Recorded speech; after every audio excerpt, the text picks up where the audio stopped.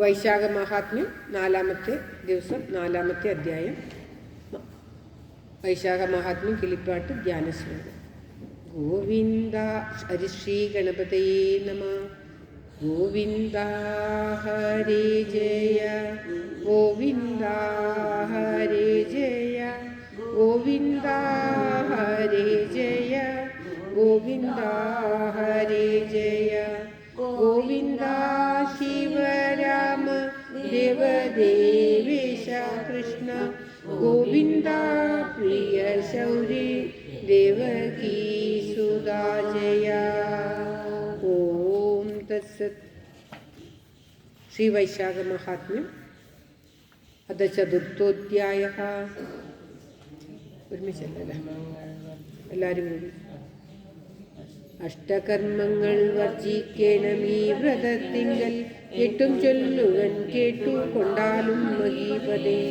രാത്രോ ഭക്ഷണം തൈലാഭൃംഗവും പകൽ നിദ്ര പാർത്ഥിവോത്തമാകാംക്ഷ്യ ഭോജനം ഗടാനിദ്ര. നിഷിദ്ധമായ വസ്തു ഭുജിക്കുന്നതും പിന്നെ നിഷിദ്ധം തന്നെ ജലമെടുത്താടിയിടുന്നതും കേട്ടാലും രണ്ടും പരിവൃത്തി ഭക്ഷിക്കമിവ എട്ടും വർജിക്ക വേണം ഉത്തമം വ്രതത്തിനു. ബ്രഹ്മപത്രത്തിൽ അന്നം ഭക്തിവ ഭുജിച്ചാകിൽ നിർമ്മലേ വിഷ്ണു ലോകെ വസിക്കായി വരുമെന്നാൽ. പാദസഞ്ചാരേ ഗീതം പൂണ്ടുവന്നിടുന്നോരു ഭൂദേവൻ തന്നെ ചെന്നു വന്ദനം ചെയ്തു ഭക്ത്യാ. പാദക്ഷാളനം ചെയ്തു തത്തീർത്ഥം ശിരസിങ്കൽ മോദത്തെ പൂണ്ടു ധരിച്ചിടുന്ന ബഹുമാനിടൂ. ഗംഗാദി സർവതീർത്ഥ സ്നാനത്തിനൊക്കുമെന്നാൽ മംഗലാത്മാവായുള്ള മനുഷ്യനറിഞ്ഞാലും. തൽക്കാല സ്നാനവ്രത ബ്രഹ്മപുത്രേഷു ഉക്തം മുഖ്യകർമ്മങ്ങൾ രണ്ടും വൈശാഖി ചെയ്യാത്തവൻ ഗർഭം തന്നിൽ തുരകപുത്രനായി വിദ്രുതമുദ്ഭവിച്ചു ദുർഭാഗ്യാടുക്കിച്ചിടും. ക്ലേശങ്ങളില്ലാത്തവൻ സ്വസ്ഥനായി തന്നെ വൃഥ വൈശാഖ കർമ്മമൊന്നും ചെയ്യായിലവൻ പിന്നെ. ചണ്ഡാലകുലം തന്നിൽ ജനിച്ചു പിന്നെ അവൻ ചണ്ഡകർമ്മങ്ങൾ ചെയ്തു ദുഷ്കൃതം വർദ്ധിപ്പിക്കും. കാലേ പാത്രേ ജലം കൊണ്ടാശു ചെയ്താൽ ശ്വാനജന്മത്തെ ശതം സിദ്ധിക്കും അവനിടോ.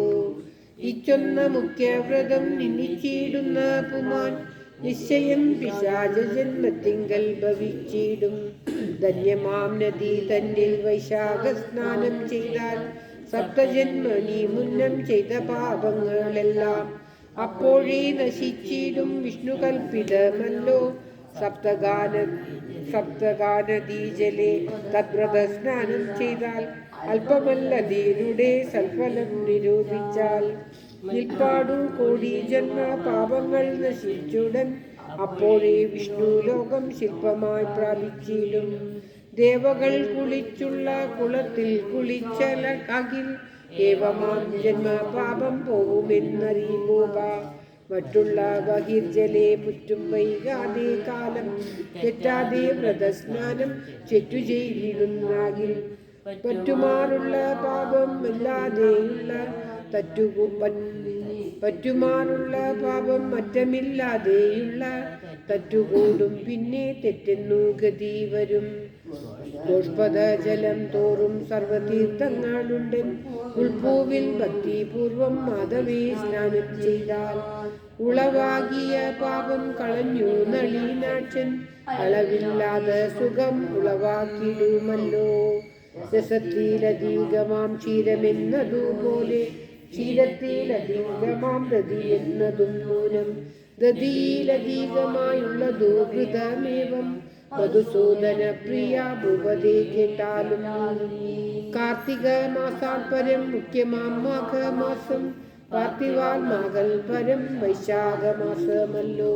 തൽക്കാലത്തൽ അല്പകർമ്മം കൊണ്ടു വർദ്ധിക്കും പുണ്യം ചൊൽക്കൊള്ളും വടബീജം കണക്കെ ഭവിച്ചിടും.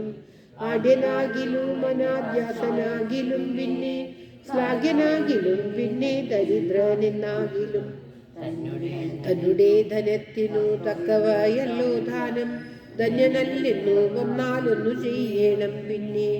ഫലമൂലങ്ങൾ ശാകം ലവണം കുളം കാഷ്ടം ജലപാത്രവും ജലം ദതിയിലെ ക്ഷീരം തക്രം ദാനം മറ്റും പല ചെയ്താകിൽ സുഖം വരും. ദാനം ചെയ്യാകിലൊന്നും എങ്ങുമേ കിട്ടാ പിന്നെ. കിഞ്ചന ദാനമത്ര ചെയ്താകിൽ സ്വർഗേ ചെന്നാൽ ചഞ്ചലമേതുമില്ല ബഹുലം ഭുജിച്ചിടാം. ഇവിടെ ദാനം ചെയ്തിടാത്തതു പുനരേതും എവിടെ ചെന്നാലും സിദ്ധിക്കുമാറില്ല എടോ. ധർമാതിദേവകൾക്കും ഈ വണ്ണം തന്നെ സർവം നിർമ്മലമതേ അനുജാതിക്കു ചൊല്ലേണമോ. ദാനങ്ങൾ ചെയ്തിടാകിൽ ദാരിദ്ര്യം ഫലമിടോ. മന്നവ ദാരിദ്ര്യത്താൽ പാപങ്ങൾ വന്നു കൂടും. പാപത്താൽ അവശനായി ആപത്തും വന്നു കൂടും. പാപങ്ങൾ നശിപ്പാനായി ദാനം കർത്തവ്യമത്രേ. നല്ലൊരു ഗൃഹം തന്നിൽ വേണ്ടുന്ന വസ്തുവൊന്നും ഇല്ലാത്തലെന്തു ഗൃഹം കൊണ്ടുള്ള സുഖമിടോ. എന്നതുപോലെ തന്നെ വൈശാഖ കർമ്മം വിട്ടു അന്യകർമ്മങ്ങളെല്ലാം നിഷ്ഫലമായി വന്നിടും. വിധുനേർമുഖിയുടെ സൗന്ദര്യ ഗുണങ്ങളാൽ വിധവയായാൽ പിന്നെ എന്തൊരു ഫലമിടോ. സർവഭൂഷണം പൂണ്ടു തിലകം ധരിച്ചവൾ പാർവണ ശശിമുഖി നഗ്നയെന്നതുപോലെ സർവസമ്പന്ന ഗുണയുക്തനാകുമാനുള്ളിൽ ഉർവീശാകൃപ പുനരില്ലാഞ്ഞാലെന്തു ഫലം. ലവണഹീന ശാകം പോലെ വൈശാഖഹീന അവനീ തലേ ചെയ്ത പുണ്യങ്ങൾ സർവം വൃത. അതിഥി പൂജ ചെയ്തിടാകിലുമേവം പിന്നെ കഥകളിനിയും കേളധിക ഗുണാംബുദേ. മാധവ മാസേ ഉഷത്സുത്തായ സ്നാനം കൃത്വാ മാധവൻ തന്നെ ഹൃദി ചിന്തിച്ചു ഭക്തിയോടെ. മധുസൂദനൻ തന്നെ പൂജിച്ചിടാതെയുള്ളോ അധമൻ നരകത്തിൽ ചേരുമെന്നറിഞ്ഞാലും. തീർത്ഥസ്നാനാദി തപോ യജ്ഞദാനങ്ങൾക്കെല്ലാം ഓർത്തുകൊൾക്കധികമാം ഫലം മാധവ മാസേ. മധുസൂദന വിഷ്ണു ദേവദേവേശ കൃഷ്ണ മാധവേ മേഷ ദേവോ പ്രാതസ്നാനം ചെയ്യുന്നേ. സർവവിഘ്നവും തീർത്തു രക്ഷിക്കതയാനിതേ. സർവലോകേശ പോറ്റി നമസ്തേ നമോ നമ. ഇങ്ങനെ ചൊല്ലി സ്നാനം ചെയ്തു കൊള്ളുന്നാകിലോ മംഗലാത്മാവാം വിഷ്ണു ഭഗവാൻ പ്രസാദിക്കും. അദ്ധണരെല്ലാം അരുണോദയെ കുളിച്ചുതു സന്ധ്യാവന്ദനം ചെയ്തു സാദരം ഭക്തിയോടെ. സന്തോഷാന്വിതം ഗുരു തങ്കേന്നു ഗ്രഹിച്ചോരു മന്ത്രവും ചൊല്ലി സ്നാനം ചെയ്യണം നൃപോത്തമ. ധ്യാനന്ന മന്ത്രങ്ങളോടും ധ്യാനമന്ത്രങ്ങളോടും തർപ്പിക്ക ഭഗവാനെ. പിന്നെയും തീർത്ഥങ്ങൾക്കു തർപ്പണം ചെയ്തിടേണം.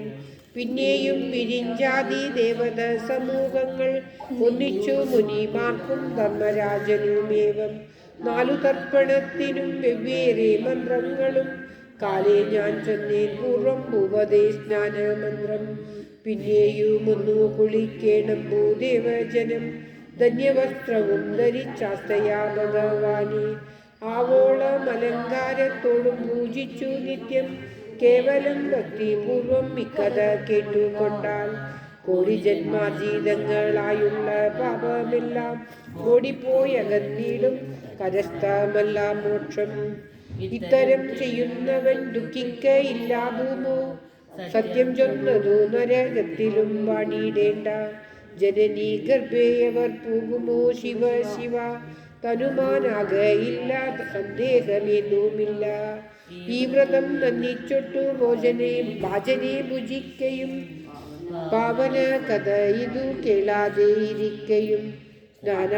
സ്നാനദാനാദി ചൊന്നതൊന്നുമേ ചെയ്യാത്തവൻ ധീരനായി തന്നെ ഘോര നരകെ വാഴും ചിരം. ബ്രഹ്മഹത്യാദി ദോഷം തീർന്നിടും പണിപ്പെട്ടാൽ സ്നാനം ചെയ്യാത്ത ദോഷം തീരാ. സ്വാധീനമല്ലോ തനു സ്വാധീനമല്ലോ ജലം. മാധവേ ശീതം നഹി സ്നാനത്തിനിന്നു ദണ്ഡം. നാവിനില്ലേതും ദണ്ഡം നാമങ്ങൾ ഉച്ചരിപ്പാൻ ജീവിതമെന്നാകിലോ ഈ വക ചെയ്തിടാൻ ഞാൻ. ജീവിത ശവമിന്നു ചൊല്ലാടാമവൻ തന്നെ. വല്ല പുഷ്പങ്ങൾ കൊണ്ടും ഈശനെ പൂജിപ്പായികൾ ഇല്ല സംശയമേതും സൂകരനവൻ തന്നെ. തുളസീദളം കൊണ്ടു നളിനാദളാക്ഷനെ തെളിവേറും വൈശാഖി കളിയോടർച്ചിക്കിലും കോടി ജന്മങ്ങൾ സാർവഭൗമത്വം ലഭിച്ചവൻ കൂടി വംശത്തോടധീധരനെ പ്രാപിച്ചിടാം. ചൊല്ലിനെ 4 അധ്യായം തന്നിലെ കഥ ഇത് ചൊല്ലുവാൻ പടി ശേഷമെങ്കിലും കേട്ടുകൊള്ളുക. ഓം തത്സത്. ഇതി വൈശാഖ മഹാത്മ്യേ ചതുർത്ഥോധ്യായഃ. സർവത്ര ഗോവിന്ദനാമ സങ്കീർത്തനം. ഗോവിന്ദ ഗോവിന്ദ. ഓം നമോ ഭഗവതേ വാസുദേവായ. ഓം ശ്രീകൃഷ്ണ പരമാത്മനേ നമഃ. ഓം തത്സത്. ഓം നമോ ഭഗവതേ വാസുദേവായ. സർവത്ര ഗോവിന്ദനാമ സങ്കീർത്തനം. ഗോവിന്ദ ഗോവിന്ദ. ഓം തത്സത്.